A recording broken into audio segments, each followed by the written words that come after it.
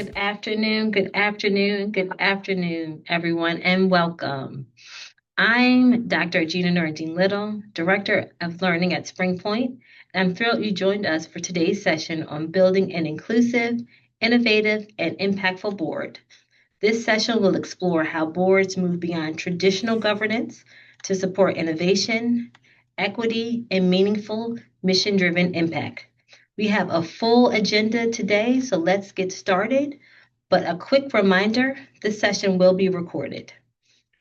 Please join me in welcoming today's facilitator, Suleiman Rahman. His full bio has been shared in the chat, so I'll simply highlight that Suleiman is the founder and CEO of Diverse Force, a board governance and leadership firm dedicated to helping mission-driven organizations strengthen governance and build inclusive leadership. Now, please join me in giving Suleiman a warm virtual welcome.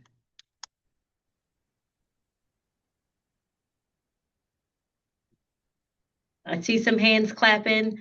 Thank you so much. We're ready to kind of get into it. So Suleiman, let's Awesome. go.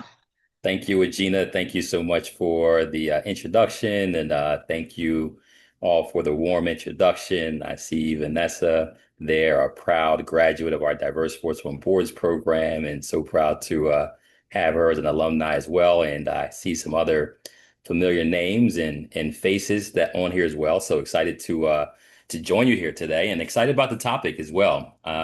Just to give a little bit of context and background on me. As Gina said, I'm the CEO of Diverse Force. We launched Diverse Force in 2017. One of our first flagship programs was our Diverse Force on Boards program. And I tell you, over the last 9 years now, it's been just a phenomenal opportunity to meet so many amazing organizations that we've helped to match with, been able to meet so many amazing professionals who are now alumni of our program, like Vanessa and so many others, and matching partners like Caitlin and their organization. And I tell you, we've the impact has been just really amazing to see, and kind of the gift that keeps on giving, if you will. We now have we just graduated our 16th cohort, over 420 plus alumni that have gone through our 6-month board training program in partnership with Impact Ed at the University of Pennsylvania. And those alumni have gone on to serve on many boards. We've since graduation, we've counted now very close to 400 plus board seats that our alumni have are sitting on all across the region. We're always have a great opportunity to highlight some of those alumni, and many of who've gone on to serve on executive committees and gone on to chair boards as well. And that's why I say the gift that keeps on giving. My background was kind of a little bit of context of my background, formal education at University of Pennsylvania, undergrad as an engineer, as well as in entrepreneurship, electrical engineering and entrepreneurship. And after a few years in corporate, I decided to venture off and became an entrepreneur very early. Launched a company called Urban Philly back in the years that then turned into a professional network called UPPN, where we engaged, empowered, connected kind of the next generation of business and civic leaders in the city. And since then, that professional network has gone on from being young professionals to mature professionals all throughout the region as well. And because of the network that I had, along with some of the other entrepreneurial ventures I had going on, I was started to be asked to serve on boards as kind of a quote unquote young professional in my late 20s and early 30s. And by 2010, I was found myself chairing the board for a nonprofit organization. Actually, it was the African American Chamber of Commerce then, chairing the board, and it was like baptism by fire, trying to figure out Robert's Rules of Order and understanding, how to lead a board and making sure that the board is healthy. And from that, Mayor Nutter at the time also appointed me to PIDC's board. I was probably one of the youngest on the board, and very few people of color on the board at the time. And since then, I've served on close to 20 different boards over the last 15 plus years, not all at the same time. but served on a lot of different types of boards, served on many executive committees and chairing governance committees. I've served on boards from the Kimmel Center during the time when they merged with the orchestra, and served on the executive committee there, and served on the Greater Philadelphia Chamber of Commerce. And today I chair two boards. When you do good work on boards, you get rewarded with more work, and end up being the chair of two boards currently. One is being Mastery Schools, which is 23 K through 12 schools throughout the region, a $300 million organization. And also the Linfest Institute. I chair the board for the Linfest Institute, which is the nonprofit owner of the Philadelphia Inquirer, but non-controlling owner, and also a philanthropic organization who's granted over $100 million over the last 10 years. So I've had a diversity from small organizations to large organizations over the years, as small as under $1 million in revenue, to organizations, as I mentioned, upwards to 300 million and even more. So that experience we bring to Diverse Force, not only with our board training program, but also with our board development programs as well. And today we're going to talk on the topic that we often talk about, helping organizations to navigate and to build a more inclusive board. And with inclusion comes innovation and impact as well. So as Agina mentioned, we are talking today about recruiting for inclusive governance, a strategic approach to a more inclusive, innovative, and impactful board. All right. So today's session, we're going to talk over the next 45 minutes, and I'm going to make sure we stay on track here. Talk about the 4 steps to turn good intentions into intentional actions, kind of repeatable process for which you can build a more inclusive board. We'll talk about the strategic foundation, which is really the strategic plan that drives board composition. Often people think that we start with maybe a board matrix, if you've even gotten that far, to start thinking about recruiting, but it really starts with the strategic plan. And we'll talk about that. We'll talk about also the opportunity from a strategic plan to think more and strategically about your committees, how they align with your strategic plan. And then we have an opportunity to talk about the composition. And many times those committees will drive what that composition looks like. And then the overlay of demographic overlay, and thinking about some of the cultural and differences and those dimensions of diversity that makes the board much more diverse, and be able to answer or actually to make better decisions based on that diversity as well. And we'll make that connection in the presentation here. All right, so let's talk about so we have shared language before we get into it. Let's talk about what an inclusive, innovative, and impactful board means. An inclusive board is a board that has broad perspectives, has shared voice, and better decisions. When you think about inclusive, we're thinking about diverse experiences and expertise on the board, thinking about the board empowering voices to make sure everyone has a voice to shape governance, and also build community trust as well. By having a diverse board, many times connecting with the communities that you serve is an important piece of that.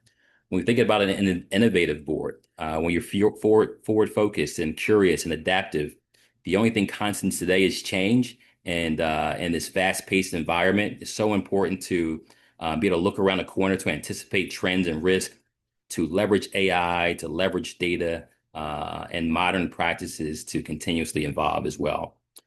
An impactful board is a purpose-driven board, is mission aligned, it holds leadership accountable, and it's measurable with lasting impact with in the communities that you're looking to serve as well. So an inclusive board brings the right voices. Innovative boards generate the best ideas, and impactful boards have the greatest impact as well. So why this matters? It was actually BoardSource. BoardSource is a nationally recognized board development organization that does board training and education, as well as development as well, and a lot of research. And one of the things that they did in their white paper around leading with intent is they found that 83% of nonprofit board members are white. And many times the communities that they serve are much more diverse. And we'll talk about that and what typically leads to that as well. 82% are over the age of 50. So board members age 50. And in this report, I believe the last one they did for leading with intent was in 2022. I could be incorrect, but I think it was 2022 was the last. And I do believe there's been some progress since then.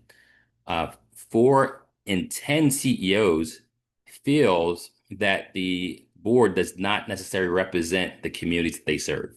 I know it's abbreviated here, but this is basically recognizing that the boards are not representing the communities that they serve. And 1 in 3 feel as though that the boards do not prioritize community engagement or community understanding, at least the communities they serve, the understanding of the communities they serve in their board recruitment. So about 33% believe that that's not prioritized as they think about what new board members they're looking to recruit to the board as well. Right. Let's talk about the business case for inclusion. One is it helps to attract and retain top talent.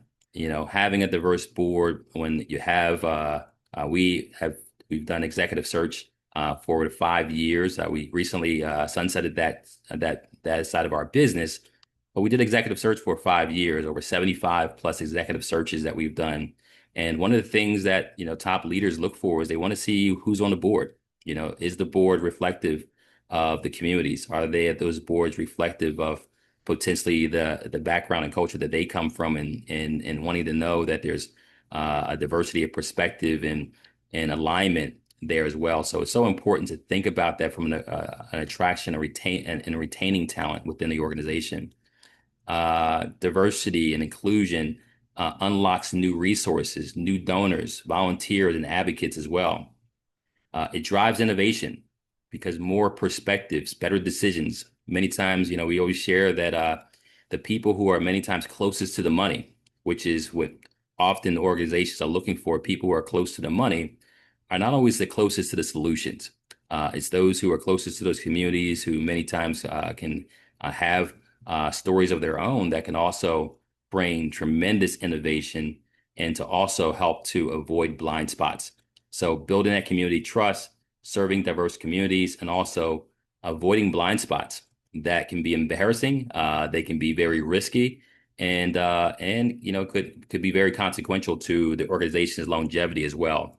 So it's so important to think about that. And I'll ask you all, would you all agree we have blind spots? We all have blind spots. And I'm going to do a quick exercise here. And this is always fascinating. I've been doing this since 2006, actually. And it's always interesting to hear the different responses. I'm going to ask the first question, and I think I have access to the chat here. If you can answer the first question and drop it in the chat. If you could answer and tell me what color is a stop sign. What color is a stop sign? Go ahead and drop it in the chat. So I'm seeing red and white, I'm seeing red and white. Okay. Looks like we have a consensus here on stop signs. How about what color is a yield sign? I ask you all to drop it in the chat. Let me know what color is a yield sign is. I'm seeing yellow, yellow and black, yellow and black, yellow and black. Someone said either red and white or yellow. Then I see someone who said red, white and red. Okay. Yellow, honestly, yellow, white. See yellow and black, yellow and black, yellow and black. Okay. So it looks like the consensus is interesting. It's yellow and black. And some say yellow and white. And a few people are actually saying red and white. And I may have given away here, but actually didn't because everyone sees it here. But it's actually red and white. Amazingly enough, it is red and white. Most people say yellow and black. And I tell you this, in 2006, when I actually heard this, I was actually at an event in New Orleans, a convention in New Orleans. And I thought in my mind it was yellow and black. I just knew it was yellow and black.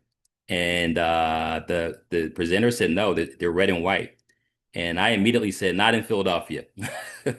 Yield signs are definitely yellow in Philadelphia. And lo and behold, I got back to Philadelphia and realized that they were actually red and white.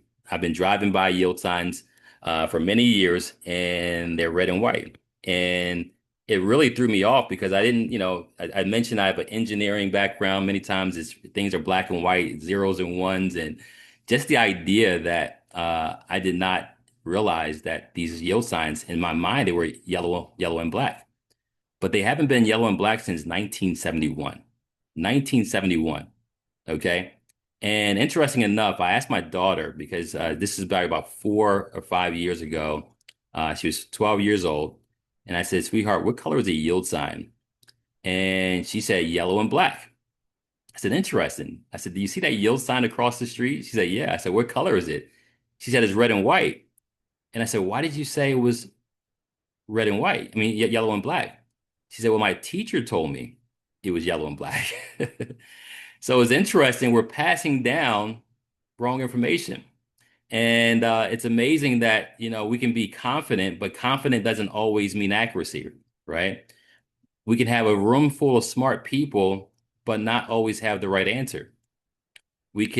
But having diverse perspectives, and it's amazing when there were a few people who pointed out that they were red and white, but often in the boardroom, we'll do a vote. And if we were to vote in this room today, we would have decided collectively that yield signs are still yellow and black. And you can imagine how this is very an objective question, but how many times subjective questions and answers could steer an organization in the wrong direction when you don't have or amplify in some cases some of the minority voices in the room that might have a different perspective as well. So I just want to be thoughtful and thinking about inclusion. That's because the room may think one way collectively or even a majority doesn't mean that every voice shouldn't be heard. And in some cases, you'll uncover some things that could have saved the organization tremendously. And I'll share just a quick story that reminds me of this, especially when I asked my daughter what color was a yield sign. It's a story of a little girl who goes to her mom and it's during the holidays and she says, Mom, why is it during the holidays that you always, when you make the roast, you cut the end of the roast before you put it in the oven? And her mother thought for a minute, said, you know what? I'm not sure. My mother used to do it. Ask your grandma. So she went to her grandma and said, Grandma, why is it that every year when you make the roast, you cut the end of the roast before you put it in the oven? Her grandmother thought for a minute and said, you know what? I'm not sure. My mother used to do it when I was young, and I still do it today. So ask your great grandma. She went to her great grandmother and said, Great grandma, why is it that every year during a holiday you cut the end of the roast before you put it in the oven? And her great grandmother said, Sweetheart, I don't cut the end of the roast. So wait a minute. Grandma said you did it when she was younger. She did it when my mom was younger, and we still do it today. And her great grandmother said, Oh yeah, back then I had a small pan and the roast didn't fit. Said, but since then I've gotten a bigger pan. I get my whole roast. And my question is, how many of us are cutting the ends off on the roast because of someone else's old small pan? And the interesting part is this, she went back to her mother and said, Mom, the reason why great grandma cut the end of the roast because she had a small pan. And it was intriguing to her in the moment. But I'll ask this question. What do you think her mother did the next year? She cut the end of the ropes because the reality is many times traditions and habits are hard to break. And many times in our boardrooms, we have maybe cultures or backgrounds or traditions that we continue to keep moving forward, although the environment has totally changed, especially with AI and so many different things that are happening. That's important to kind of think with a big pan mentality, if you will, in order to make sure that we're not cutting the ends off on our impact in the communities that we're serving as well. So hopefully that's eye-opening. I know it's eye-opening for me to realize that confidence does not equal accuracy, and that majority doesn't always mean that wisdom of the crowd isn't always right. So let's talk about starting with the strategic plan and sequencing out how to get to strategic recruiting as well. And as I mentioned, the strategic plan is where we start. It's then has the opportunity to, once you have a strategic plan, understanding what committees and reassessing the current committees that you have. And is that the structure that's going to help you to get to the strategic plan that you're looking to achieve, right? Once you understand the committees, whether it's a marketing committee, whether it's a governance, or we understand the governance and audit committees, and once you understand the committees that you have and reassessing those committees in your bylaws, you have the opportunity to now think more strategically about who you have on the board, take an inventory of what talents and skills you have on your board, and what talent and skills will be most effective and important for you moving forward on those particular committees. And then we could talk more strategically about who we need to recruit to fill those gaps in the organization. All right. So 5 phases to strategic planning. One is planning the plan. When you're serving on the board as a board, many times, depending on the size of the staff, it's important to understand who's going to take that lead on. Many times we're working in the organization and not on the organization when it comes to strategic planning. Will there be support from the board? Will the staff start and taking the lead on that? And obviously, we want all stakeholders, the board should be very intimately involved in that as well. But making sure that you're ready to plan and who leads that. Also understanding the context, whether internal context. Many times boards, unfortunately, do not, are not connected with what the culture is in the organization or what are some of the things that are happening within the organization. We're kind of sometimes in this ivory tower, and obviously, we're being respectful of the board management line, but culture and what's happening within the organization is very important for the board to understand in order to be, generative and strategic in planning as well. Then also the external environment, what's happening around us. And that's where a board can really play in as well. When organizations that are sometimes not resourced to pick their head up and see everything that's going on and so focused on the work ahead, many times cannot see the broader perspective of the environment. And that's where the board can be tremendously valuable to adding that external context for the organization. Agreeing on purpose. This is important. Making sure that there's a North Star that we're all on the same page around, because often strategy changes depending on what the mission, vision, and values. And if the board members are not on the same page as far as what the mission, vision, and values, you can really aim anywhere and not be on track or be collectively on the same page. And turning that vision into action, priorities and infrastructure check to understand, do you have the infrastructure? Do you have the resources in order to make the plan happen? And part of that infrastructure is also the board, having the time, the talent, the treasure, and the ties that you need in order to turn that vision into action as well. And lastly is monitoring. You are only going to be on track with the things that you do track within the organization. So these are important steps to think about as you are thinking about the strategic plan. Now reassessing your committee structure. One is to make sure that we keep it lean, not having excess committees that are no longer necessary or no longer active. Again, these may be committees that are part of your bylaws, but bylaws can be adjusted. And a good practice is to have a supermajority vote on the bylaws. So we're not just changing them all the time, but it is something that you should look at and make sure that you include in there, and to also think about task force, the opportunity to have ad hoc committees that these are committees that may not be long-term committees, but time-limited task force for short-term projects. And then also making sure we have clear charters, making sure that we understand writing up a charter for each of the committees, and to make sure we understand what the purpose of those committees are, the roles, and the makeup of those committees, of those charters as well. So getting more into kind of the charter audit or committee audit, looking at the different committees you have. Some of the 4 things you can look at is, one is the mission alignment. Is that committee still aligned with the current mission or strategy of the organization? Sufficient work. again, is there enough ongoing work to justify that standing committee? Last thing your staff needs are additional meetings for committees that are inactive or ineffective and not helping the organization to move forward. So again, considering task force or ad hoc committees for short-term projects. Clear communication. Is there reporting lines and board communication clearly defined?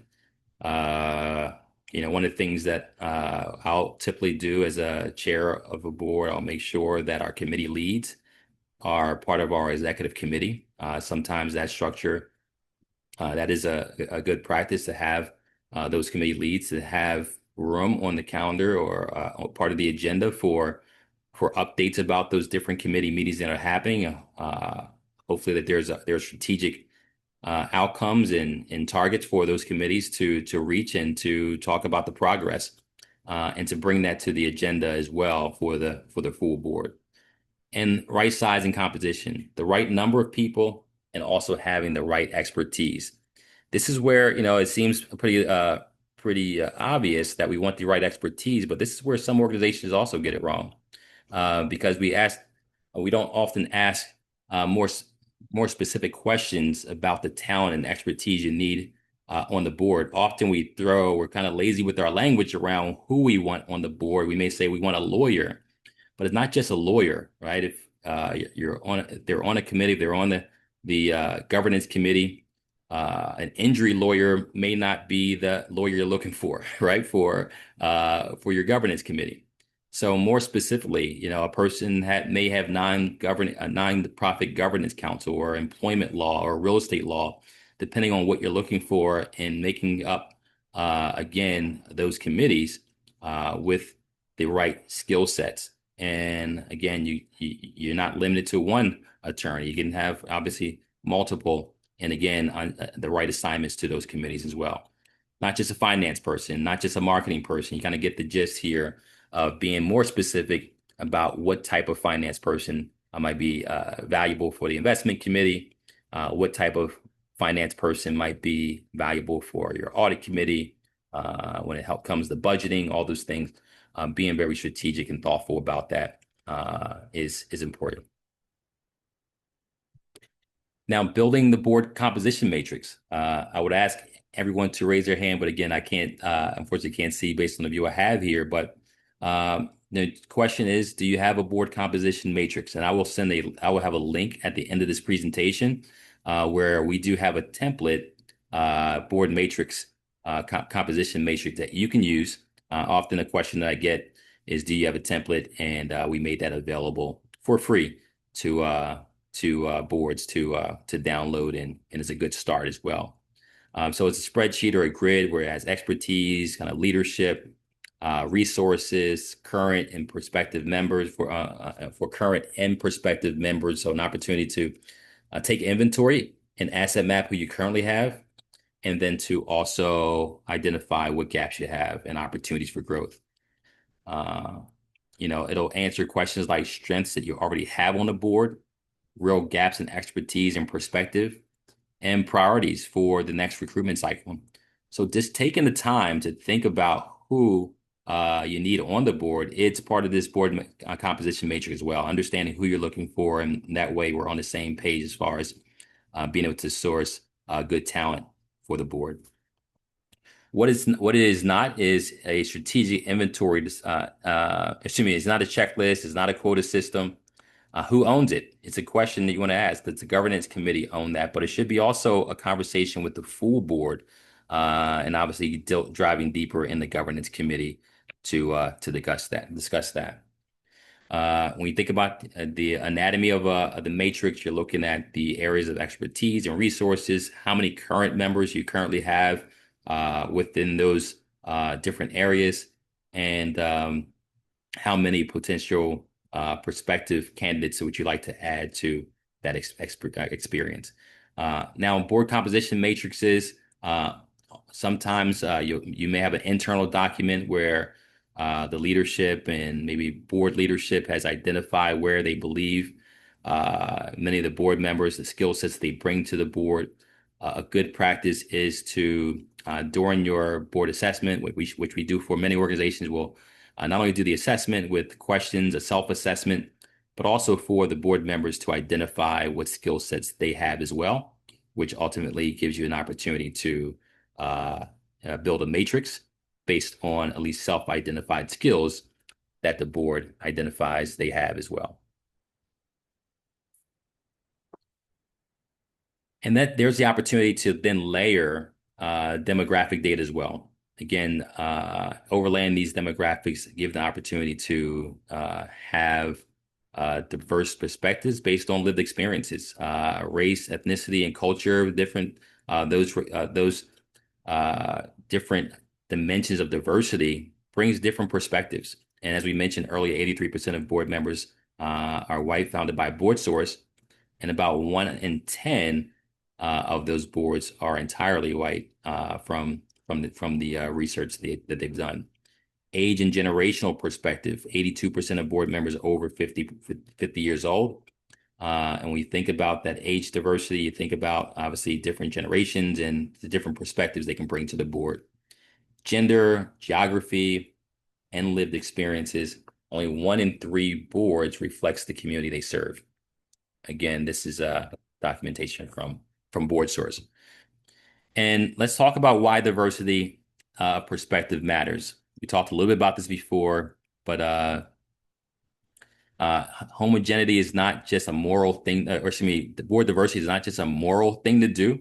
It's a very strategic thing to do from a board perspective to make sure you have better outcomes. So you mentioned homogeneity is not just a representation problem, it's a strategic risk for the organization. The risk of homogeneity is, again, the blind spots in strategy, many times going unchallenged, where you have everyone thinking the same way and do not have the constructive conflict. That's another thing that I encourage your board chair or leadership to think about is how do we make sure we have not just conflict in the boardroom. You don't have relationship conflict or just general conflict. You want to have constructive conflict. The idea that someone's willing to raise their hand and ask a question, even when it might seem a little bit unpopular, but getting people to think about some of the momentum. And again, if we're continuing to cut the ends off on the roast because we have a small pan, or we don't currently have a small pan, but we're still doing what we've done in the past, hopefully you can interrupt that with people who are willing and feel comfortable to raise their hand and ask questions and to suggest different ways. Homogeneity leads to plans that miss or reinforce community inequities.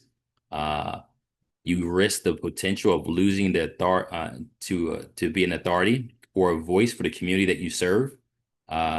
Many of these communities that we serve, obviously, they are giving you permission to speak on their behalf as far as the needs for the community. And you are, as we are as nonprofit organizations, many times stewards of those resources to serve the needs of the community. And there's a risk of losing that authority or that permission, if you will, to speak on their behalf.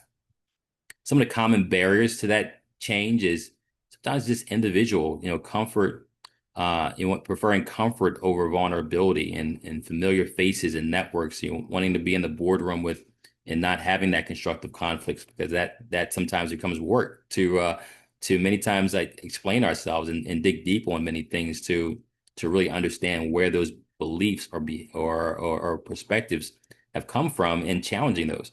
Mindset. Many times we think that inclusion is just seen as a staff issue and not a board responsibility. And then many times structurally, we have outdated bylaws, closed nominations, or self-perpetuating networks. Unless we're intentional about this work, similar to what we talked about here, if we just go by, this consistency of how things have done in the past, we'll continue to make the same mistakes without being thoughtful about structuring things in a way that we can not only change those behaviors based on who's in leadership, but also institutionalizing these strategies as well. Also think about establishing your inclusion brand and expand your search as well. Your website, your marketing material, all those things also signal authenticity as well. So making sure you think about the information you're sending out. You'd be surprised how many organizations say they want to have diverse perspectives, attract diverse talent to connect with communities they serve, but sometimes don't reflect that, particularly in foundations and sometimes those side where we're on the fundraising side, assuming that uh, are those who are looking to reach out to who have the resources. They can come from many different backgrounds and different ages as well, and different genders, and making sure that's represented as you think about who you're fundraising to as well. And many times that cultivation leads to board members. Expanding beyond your personal network. I always say nothing draws diversity like diversity, right? So having diversity on your board, in the community organizations they're connected to, the affinity groups that they're connected to, fraternities and sororities, and board matching programs. We have a board matching program at Diverse Force where you can actually go to our website at diverseforce.com. You can sign up as a board matching partner. So there's opportunities there. There's other organizations like Young Involved Philadelphia. You're thinking about age diversity. There's organizations there. You have Leadership Philadelphia. I think they do some board connecting as well. So there's organizations you can connect to. Compass Philadelphia, Philly. So being able to leverage some of these networks of organizations that can help you to identify talent as well and invest your time. We talk about making sure you diversify your calendar, right? When you think that you look at your calendar this week, you look at your calendar this month, how diverse is it? Are you talking to people who may have different perspectives than you, different backgrounds than you? And if you're investing the time in building those authentic relationships and cultivating people to know more about your organization, the pool of talent that you have to consider when those board seats open up are much more diverse as well. So the stages of recruitment is one is identification, identifying the talent that it can come through board recommendations, opening up those recommendations and nominations from all your board members. And when you're more specific, not just saying, hey, we're looking for board members, but being very specific about the expertise you're looking for, you're much more likely to get quality recommendations from your board as well. Being able to leverage LinkedIn or partner organizations, board matching programs, as I mentioned. The second stage is connection. So often we just identify someone and we're cold, sending out a cold email to them to potentially meet and learn more about your organization. But are there potential connections on your board? Are there warm introductions that can happen to those individuals? Third is the cultivation. Again, spending some time to meet that person, whether it's in some cases, especially if it's a board that may have a get give requirement, has your development person been cultivating some of the donors in the way in getting more diversity on their calendar to make sure as we look at potential board members in the future that we have diversity in that respect. Nominations, define the role, make sure it's consistent as you think about nominating a candidate to the board. Are we speaking the same language to all the different board members that are going to fill that particular seat and background that we're looking for? So if we say we're looking for a person with a finance background and in a specific type of finance background, are we consistent with our language? Are we equitable in the interview process?